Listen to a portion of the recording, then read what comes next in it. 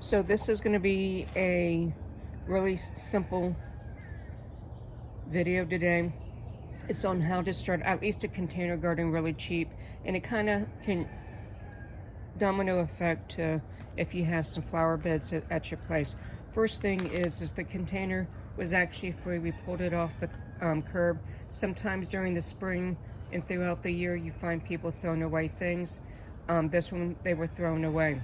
I did fill it up almost all the way with mulch. The mulch I actually got from the local dump, and that helps just fill up the room, fill up the space, I'm sorry.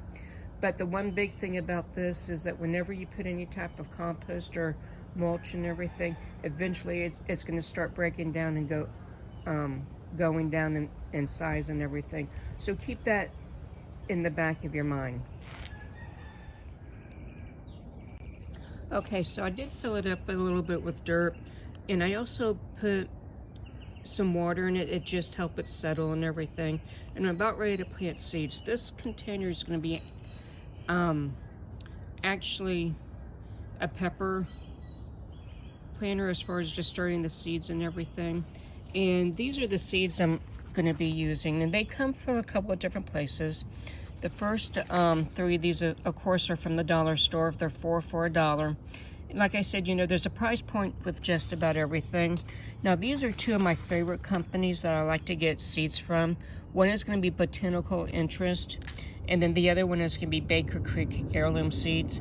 The Botanical Interest I can normally get at the local Ace store, but I like the variety that I can get off of Baker Creek. And another thing about these two is that they have a lot of information on the back. This one, the botanical one, also has it to where if you open up the inside, there's going to be more information in it. This one, they also have it up here as far as the ideal temperature and everything. So you get an idea as far as what to look for. And a lot of the seed companies will have something like this and will tell you when the best time for planting and everything, and the cost and exactly what you have. Just do your research, and if you're going to be planting stuff, plant stuff that your family's going to eat so that they will eat it.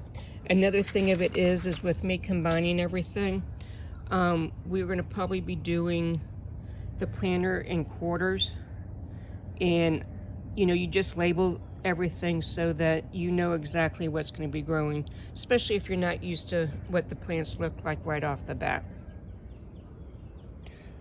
Also about the seeds, one of the things that a lot of people don't realize is if you're on food stamps, you can actually purchase seeds and live plants, vegetable and herbs from the grocery store or Walmart, and it's going to be covered by your food stamps. So when I get done planting the seeds and putting some soil over it, I make sure everything's labeled and everything's corresponding. It's just a simple label tape with pen.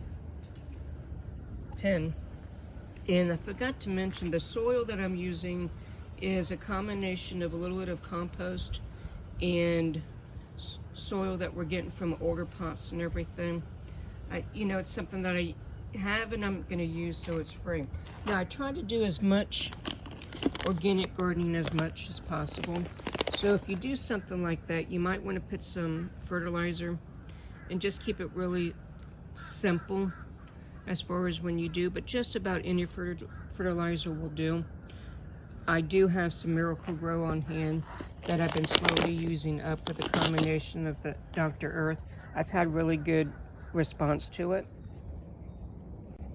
So this is the little plant nursery that I have, and you know, just watering it.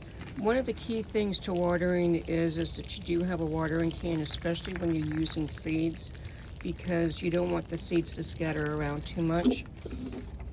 And another thing about the water is that I do collect water in a rain barrel, which kind of cuts down on some of the expense.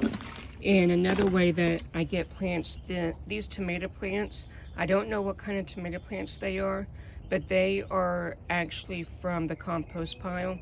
So sometimes you do get things that spring up, and that's when you use what you have.